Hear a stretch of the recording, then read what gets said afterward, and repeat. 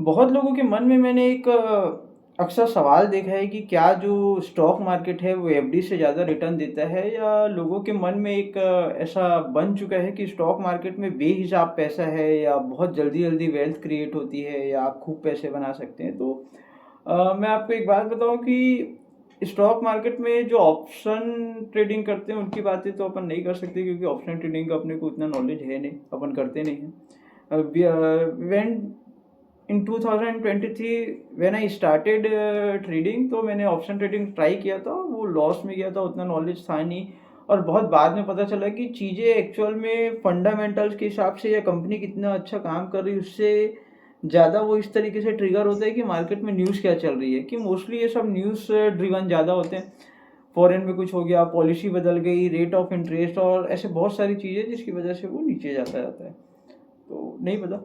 हाँ, अगर अपन इस टॉपिक में आते हैं कि क्या स्टॉक मार्केट एफडी से ज़्यादा रिटर्न देता है, तो मैं बताऊं कि इट्स ऑल डिपेंड ऑन आपने क्या सेलेक्ट किया है और आपकी किस्मत क्या है। मैं सच बताऊं तो अगर आपके शेयर लेने के बाद अगर वो ऑलमोस्ट 8-10% से ज़्यादा प्लस में चल रहा है, तो आप उसको लॉन्ग टर्म के लिए रख सकते हैं और अपने पास रख सकते हैं, क्योंकि अगर वो प्लस माइनस भी होता रहा तो आप लॉस में नहीं जाएंगे। लेकिन बाई चांस अगर आपके लेने के जस्ट बाद वो 2%, 3%, 4%, 6%, 8%, 10%, 12% अगर वो माइनस में जा रहा है, तो मान के चलिए कि आपको वो बिल्कुल भी रिटर्न नहीं देगा।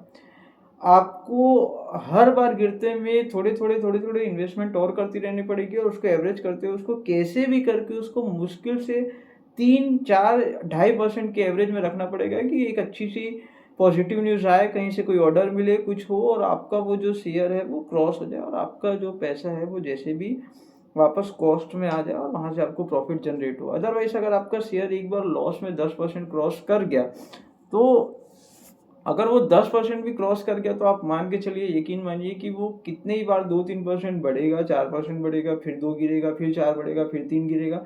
वो महीनों बीत जाएंगे। मेरे पास ऐसे कई कई स्टॉक थे, मैं आपको बताऊं कि महीनों लग जाते कि वो लागत में ही नहीं आ पाते।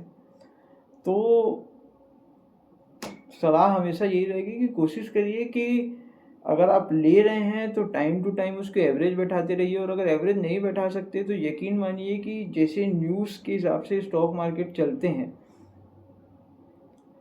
बेहद लॉस होते हैं। आप इक्विटी में कुछ भी नहीं कमा पाएंगे, आप इसी रेट में रह जाएंगे कि कैसे भी वो लागत तक तो पहुँचे। मैं हमेशा किसी को भी ये स्टॉक खरीदने, बेचने, ये सब करने की सलाह देती ही नहीं। अपन ने तो खुद में बहुत पैसे डूब गए, हमेशा इक्विटी खरीदते थे, कहीं कहीं से पैसे अरेंज करके 6-6 महीना, साल साल भर रखा है, 8-8 महीने रखे हैं, वो लागत में ही नहीं आया।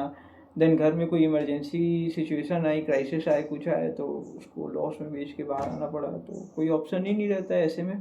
तो हमेशा मैं एक ही सलाह दूंगा कि अगर आप ये सब चीज़ों में डील करते हैं तो कोशिश करिए थोड़े पैसे सेव रखिए, और टाइम टू टाइम उसको एवरेज करते रहिए, अगर आप ये सब करते हैं तो। अदरवाइज तो काम करिए, मेहनत करिए, खुश रहिए।